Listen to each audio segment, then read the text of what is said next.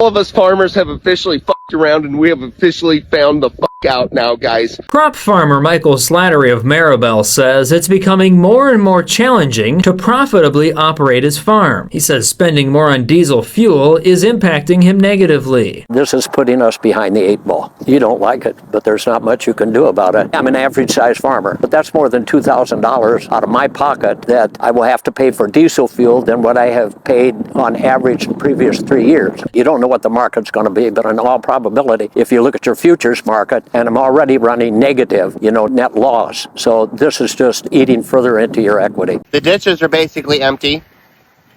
We don't have any crops out there in the field. And this is one of the largest tomato growers in the country. Fuel is going up. There's a million questions everywhere. No one has any actual real answers. And it's looking like it's going to be a little scarce in the grocery stores. This is really awful. What? Farmers across America are going bankrupt. They're calling it Farmageddon. Good. Serves them right for supporting Trump. You still don't get it, do you? Where do you buy food? The grocery store? And you think food prices are bad now? Just wait. Tariffs have decimated farmers.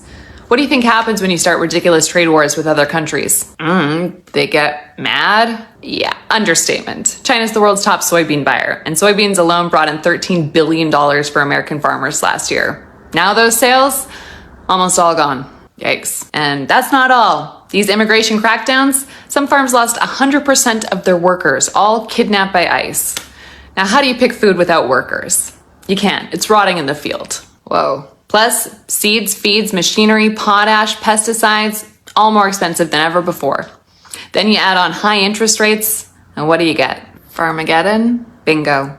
And farmers were already 3 times more likely to die by suicide. MAGA farmers supported policies that are hurting them the most. They cheer tariffs and mass deportations without thinking that these two are deeply connected to their livelihoods. They were told the tariffs and trade wars would make America great again, but only ended up crashing markets, driving costs, and leaving the crops unharvested. So let's have a look. So I got a lot of grief about a post I did where I said I think it's hilarious watching these farmers cry over losing their family farms after voting for Trump.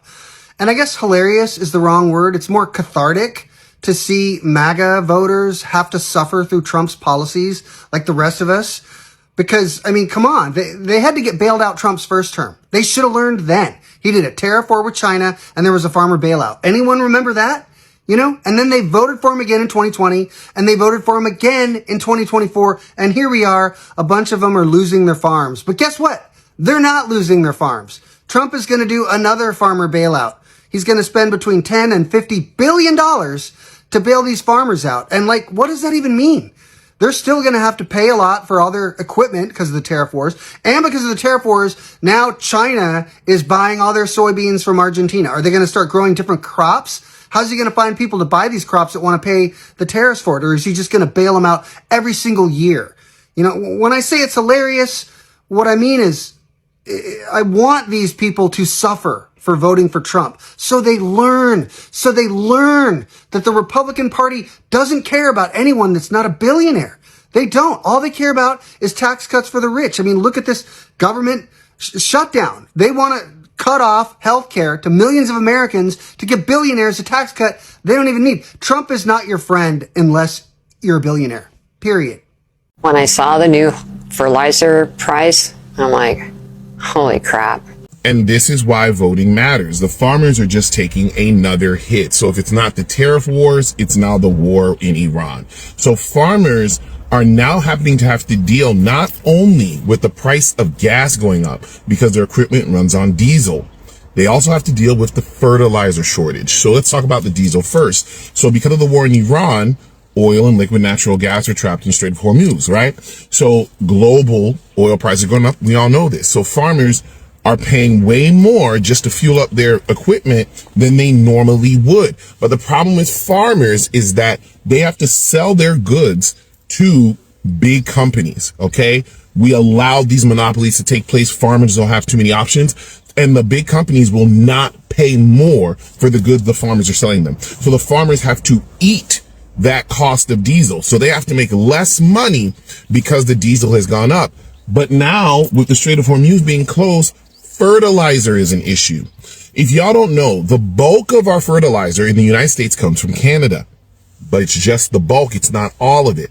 The rest of it comes from the Middle East. A lot of it goes through the Strait of Hormuz. And the fact that the strait is currently closed means that there is a shortage on fertilizer now. So the demand for fertilizer is the same, but there's less product on the market, which means the fertilizer prices are going up. So now farmers have to eat that price as well, because again, they can't charge more because we allowed monopolies in the United States. So the farmers don't have options. There's no competition. So they can't raise their prices, or the big companies just won't buy from them and they won't have anyone to sell to. So now the farmers yet again are catching it. And this is why you need to be surrounded by a diverse collection of people with varying backgrounds and understandings and expertise, so you ensure that your actions as a politician don't affect people or the nation in a negative. Okay. But here we are. A lot of people got fired when Trump took office, and the people that replaced a lot of the experts that were there are not the highest level experts in the field. They don't have all of the business experience. They just don't. So here we are again. And please remember, with diesel costs going up, even though the big companies won't give the farmers more money for the product, they're going to charge more for it because they have to ship it. So when Walmart says we want some produce, Walmart now has to pay more, but Walmart's not really going to pay more. They're going to make us pay more when we go to buy that food. So this is what happens when you don't have experts on your team helping you make decisions that can affect your economic growth.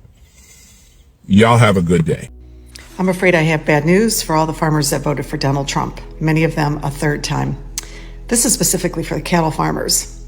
Donald Trump is not coming to save you. He took you down, just like he did his first 4 years as president. As a matter of fact, the last time bankruptcies with cattle farmers were this high was Donald Trump's last year in office. He hurt farmers so badly his first 4 years that your tax dollars and my tax dollars had to come bail the farmers out. So here he is again. He's taken more down than he ever has before. Bankruptcies for cattle farmers has skyrocketed. Beef prices are at record highs.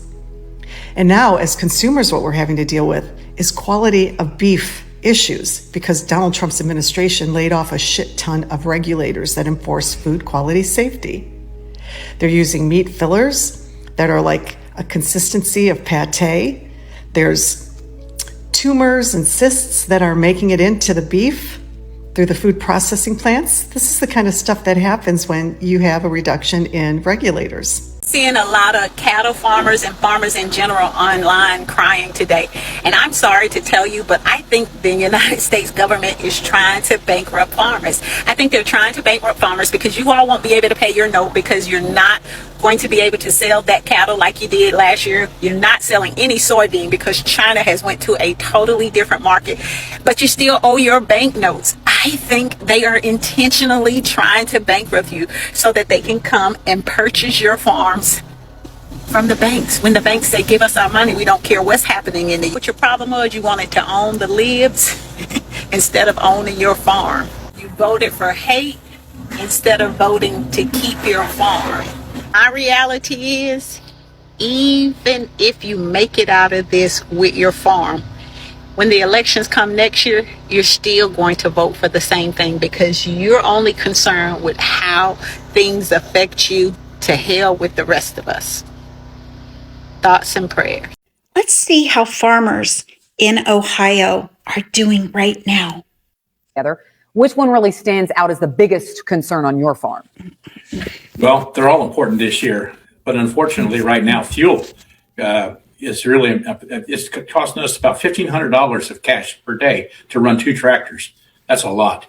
And the other thing is the fertilizer. You know, in my career, I spent many years buying potash for $90 a ton, and now it's at $670 to $700 a ton. The same potash, but it's just a different time. And the other part is farm machinery repair. A lot of those machinery repair items are made overseas, and so they're subject to tariffs and duties. So it's really kind of a perfect storm. You combine all that with getting in a war and getting in, with inflation. It's unfortunate all these things happen at one time. And so, we can blame the administration, we can blame the world economy, we can blame a lot of things, but they are all coming together at one time. And what really our big problem is the input costs. It's just ridiculous. I haven't seen anything. Farmers say he's paying $1,500 a day in fuel for his tractor. Did he say that fertilizer is skyrocketing? Did you know fertilizer is up 48% and 70% of farmers cannot even afford to buy fertilizer? Did you hear him mention the bankruptcies? Yeah, those are up double digits.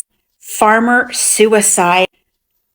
I think he didn't really get who's to blame. Do you? So we just got some bad news about America's farmers, and it's going to affect your grocery prices. It's from a newly released survey of over 5,700 farmers conducted by the American Farm Bureau. The survey's biggest takeaway is that 7 out of 10 American farmers now say they cannot afford all of the fertilizer they need for this planting season. Why? Trump's war and the Strait of Hormuz closure. They have sent fertilizer prices through the roof. Because remember, a meaningful percentage of the world's fertilizer components travel through the Strait of Hormuz. Nitrogen fertilizer prices are up more than 30%. Urea, a key crop nutrient, is up 47% in just the last 2 months. It's the worst in the South. Nearly 80% of farmers there can't afford what they need. And y'all, farmers are already struggling under Trump's economy. Look at this. 94% of respondents reported their financial situation has worsened or remained the same since last year. When farmers can't afford fertilizer, they plant less. When they plant less, food supplies tighten and prices go up for everyone at the grocery store. This is not a warning from the future. This report just came out. This is happening right now. And even if the strait does reopen soon, it's going to be too late for this planting season. Remember how Trump said he was going to lower your grocery prices on day one? Instead, his foreign policy blew up the global supply chain that American farmers depend on to feed you. And now we're all going to pay,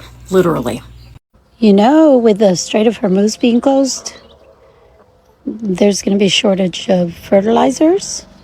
So I would start looking for somebody that has horse manure or cow manure to substitute for your fertilizer. And that's exactly what I did. I just brought some manure from my sister's. She has a horse from all the way from West Texas. And I spread it down. I put it down. I have some cilantro and some zinnias right here. And I'm about to lay down some peppers. And all the way over here, my little Sally. And then the other chickies. What? Go find some worms. And you know how there's a lot of ticks going on? Supposedly they're putting boxes of ticks somewhere, or they say it's to prevent the spread of ticks, but I don't know how true that is, or I can't verify that. So go get some horse manure, cow manure. You're going to need it. The tariffs are working. The tariffs are working. If you're 50 years old and have a 401k, you've lost about $74,000 in the past 3 months. Does that feel like it's working? No, I've lost more than that. These people don't get it, so they'd rather support tariffs even when it's costing them money because it's from Trump. Well, it's supporting white supremacy over their livelihoods. And this is what happens when politics become more emotional than practical. When people vote based on fear, resentment, culture wars, and hatred toward others, instead of asking one question, how will these policies actually improve my life, Many farmers were told tariffs would punish China and bring back American strength. They were told the trade wars would make rural America richer. But what happened? China looked for other suppliers, Brazil and Argentina. And once supply chains are gone, they don't come back fast, So farmers who relied heavily on soybean export, they found themselves with shrinking demand, lower profits, and growing debt, And small farmers cannot survive long periods of instability like the big corporations. At the same time, the cost of farming keep on rising. Diesel cost, equipment cost, fertilizer cost, feed cost, interest rates, and insurance cost, everything keep on getting expensive, while the margins keep getting thinner and thinner. And now with the war with Iran, which doesn't have an end in sight, farmers feel squeezed from every direction at once, When it comes to labor, undocumented and immigrant workers have been a major part of America's agriculture center, and many farms, they depend on these workers for harvesting crops, dairy farm, meat processing, and hard labor that most Americans are not willing to do. And yet some politicians, they convinced rural voters that mass deportation was a solution for America's problems, So they cheered mass deportations and celebrated harsh immigration crackdowns without asking who is going to operate our farms, Now crops are rotting in the field because there are not enough workers. And this is why hatred is expensive, racism is expensive, and division is expensive. When people are told to blame immigrants and minorities for every economic problem, without paying attention to the real systems affecting their daily lives, corporate greed, unstable global markets, healthcare cost, wage stagnation, and political corruption, instead of demanding better economic policies, people are being consumed by culture wars and emotional outrage, and that's how they end up voting against their own interest. So thank you so much for tuning in. Be sure to like, subscribe, and share. Have a good one. I'll see you in the next video.